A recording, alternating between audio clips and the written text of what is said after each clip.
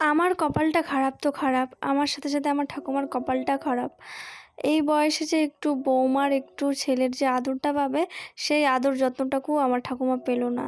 এই দুঃখটা আমার ঠাকুমা না কাউকে বলতে পারে, না আমি কাউকে বলতে পারি।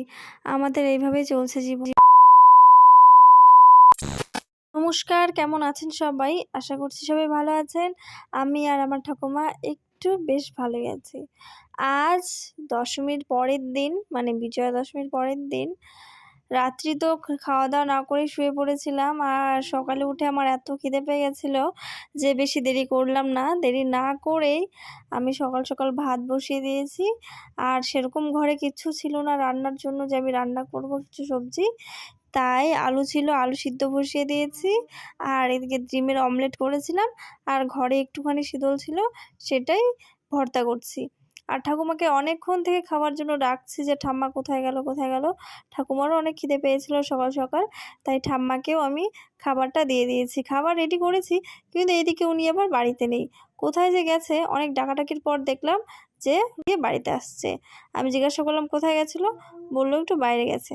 ঠিক আছে, সে কোনো ব্যাপার না। কিন্তু আমি এদিকে ভাত বেড়েছি, বেড়ে বসে আছি, কখন থেকে ডাকছি যে এখানে এসে বসার জন্য, কিন্তু উনি বসবেন না, ওখানে বসে খাবেন না। আমি অনেকক্ষণ থেকে ডেকে যাচ্ছি, আপনারা হয়তো দেখতে পাচ্ছেন। আমি অনেকক্ষণ থেকে ওনাকে ডাকছি যে ঠাম্মা এদিকে আসো, এদিকে এসে খেতে বসো। কিন্তু উনি বলছে কোনো রকমই উনি ওখানে বসবেন না, আমরা নিচে বসেই খাবার খাই, আমি আর আমার ঠাকুমা। আর ঠাম্মা বলছে ওখানে বসবো না, একটু আমি এদিকে বসছি। তো আমি বললাম ঠিক আছে, তুমি যেহেতু এখানে বসবে না, তো তুমি ওখানেই বসে খাবার খাও। আর এইদিকে যেটা আমি সবার প্রথমেই বললাম কথাটা, যে আমার আর আমার ঠাকুমার কপালটা খুবই খারাপ। কেন বলছি বলুন তো? আমার ঠাকুমার এই বয়সটা হচ্ছে যে একটু যাতে উনি একটু যত্ন পান, একটু যাতে আদর পান। আমার মা বাবা তো সেই আর সময়টা পেল না যে ওনারা হচ্ছে তার মাকে যে একটু যত্নভাবে রাখবেন, একটু আদর করবেন।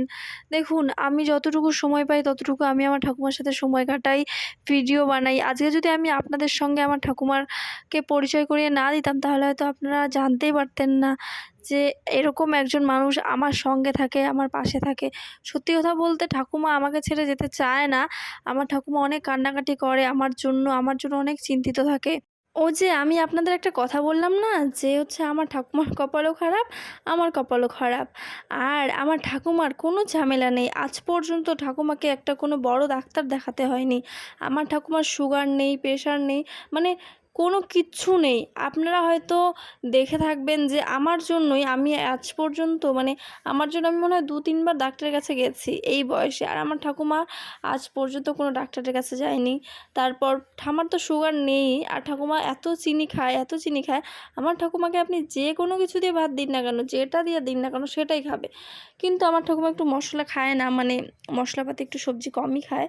আর আমার ঠাকুমাকে আপনি যদি প্রতিদিন আলু সিদ্ধ ভাত দেন না কেন, আপনার ঠাকুমা আলু সিদ্ধ দিয়ে ভাত খাবে। আমার ঠাকুমার কোনো ঝামেলা নেই এদিক থেকে।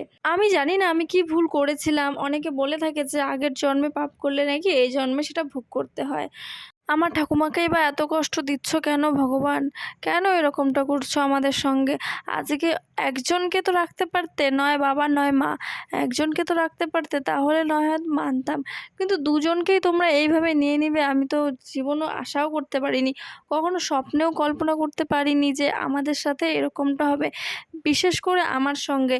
আমি তো সব রকম চেষ্টা করেছিলাম, কী না করেছি, সবটা করেছি। তোমাদের ডাক্তার দেখিয়েছি, সবটা করেছি। হ্যাঁ, মানছি আমাদের কাছে টাকা পয়সা সেরকম ছিল না যে আমি তোমাদের ভালো ডাক্তার দেখাবো বা কোনো প্রাইভেট ট্রিটমেন্ট করব।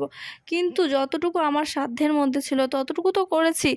এই যে ২-৩ বছর আগে যে ঘটনাটা ঘটেছিল আমাদের সঙ্গে, আজকে আমি আপনাদের সঙ্গে একটু শেয়ার করছি। যেটা হচ্ছে, আজ ২-৩ বছর আগে আমার মায়ের হঠাৎ করে ক্যান্সার ধরা পড়ে। হ্যাঁ, 4 স্টেজ ক্যান্সার ছিল, গল ব্লাডার ক্যান্সার। তো এই ক্যান্সার নিয়ে আমি হচ্ছে আমাদের এমজেন হসপিটালে প্রথমে ট্রিটমেন্ট করাই। তো এখান থেকে ডক্টর বলে এখানে কিচ্ছু হবে না, তোমরা শিলিগুড়ি নিয়ে যাও। মানে আমার মাকে শিলিগুড়ি রেফার করে দেয়। তো শিলিগুড়ি গিয়ে, শিলিগুড়িতে ওখানে তো ছিলাম ১৩ দিনের মতো ভর্তি। তারপর ১৩ দিন থাকার পর অনেক ট্রিটমেন্ট হয়, বায়োপসি রিপোর্ট হয়, কারণ হচ্ছে বায়োপসি রিপোর্ট করতেই হবে। আর ওখানে থেকেই এই রিপোর্টটা আমরা করি। আর এই রিপোর্টটা করার পরেই মার একদম কনফার্ম ধরা পড়ে যে মায়ের 4 স্টেজ ক্যান্সার আছে। আর আমরা মাকে এই ব্যাপারটা জানাইনি যে মায়ের ক্যান্সার হয়েছিল। আর যদি এই ব্যাপারটা জানাতাম তাহলে মা আরও দুর্বল হয়ে পড়তো। তারপর ওখানে অনেক ডাক্তার দেখাই, আর ওখানে তো ভর্তি ছিলামই, প্লাস হচ্ছে যাওয়া আসা করেছিলাম ট্রেনে করে। আমি আমার মাকে নিয়ে একা এই সাফারগুলো করেছি। ভাবতে পারছেন? এই যে একা যাওয়া, তারপর ওখানে থাকা, তারপর ডক্টর দেখানো, সবটা আমি একা করেছি।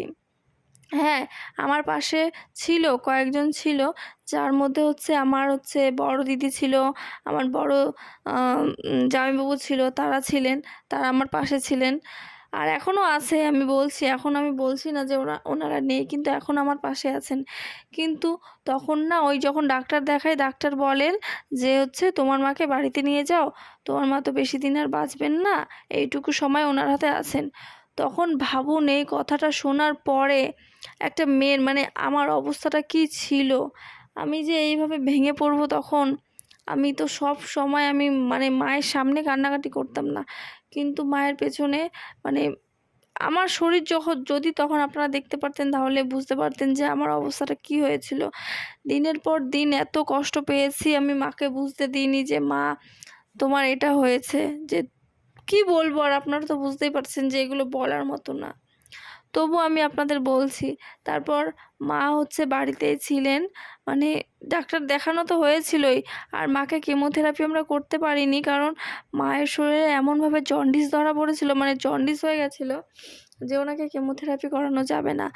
আর তবুও আমি ডাক্তারকে বলেছিলাম, ডাক্তার বলে যে প্রথমে জন্ডিসটা সারাও, জন্ডিস যদি সেরে যায় তাহলে আমরা কেমোথেরাপি করব।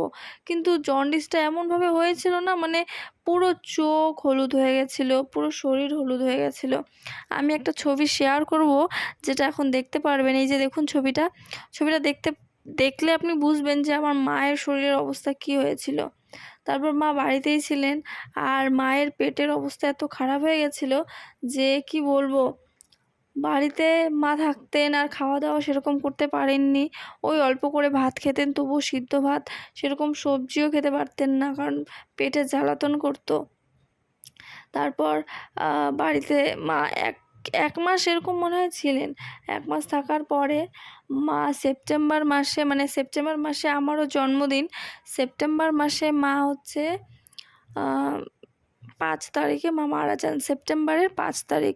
আমার এখনও এই যে আমি আপনাদের সাথে কথাগুলো বলছি না, আমার দিনগুলো জাস্ট চোখের সামনে ভেসে উঠছে, যে কীভাবে মা আমাদের ছেড়ে চলে গেলেন ওই সময়টায়।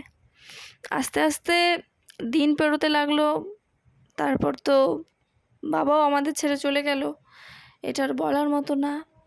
আজকে এই জায়গাটায় আছি আমি, মানে কোনো রকমভাবে টিকে আছি। এই যে বাড়িটার মধ্যে আমি একা থাকি, আমি আর আমার ঠাকুমাই থাকি। তো কীভাবে যে আমি দিন কাটাচ্ছি, এই দিক থেকে তো আমার আর্থিক অবস্থা খুবই খারাপ। আমাকে মানে কি বলবো, আমার কোনো ইনকাম নেই এখন। আমি তো দোকানটাও ছেড়ে দিয়েছি বললামই, মানে অন্য কেউ চালাচ্ছে এখন।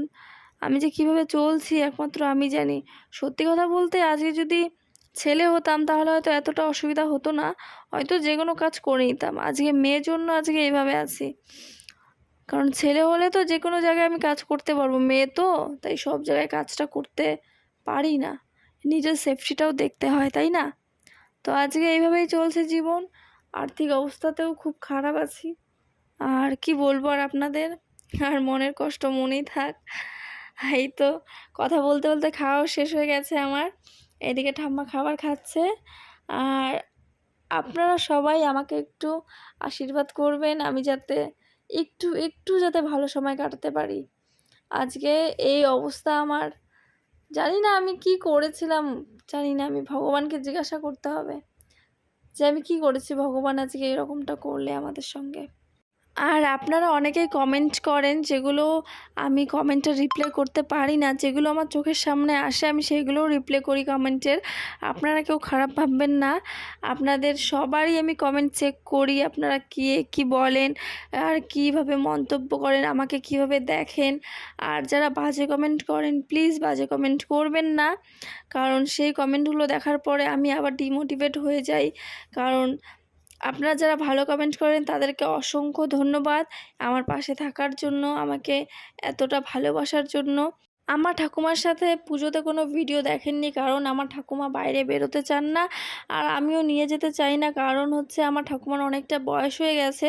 আমি যদি এখন নিয়ে যাই, হ্যাঁ আমি টোটোতে করে নিয়ে যেতে পারতাম, যে টোটো করে ঠাকুর দেখাতে পারতাম, কিন্তু আমার ঠাকুমার যদি শরীর খারাপ হয়ে যায়, অনেক রাস্তা আমাদের এখানে ভাঙা আছে, অনেক গর্ত রাস্তায় আছে, যদি টোটোতে লেগে যদি কোমরে টোমরে ব্যথা পায়, তাই আমি ঠাকুর দেখাতে নিয়ে যাইনি, এর জন্য কোনো ভিডিও আসেনি। আর কথা বলতে বলতে ঠাকুমারও খাওয়া শেষ হয়ে গেছে, আমারও খাওয়া শেষ হয়ে গেছে। টাটা।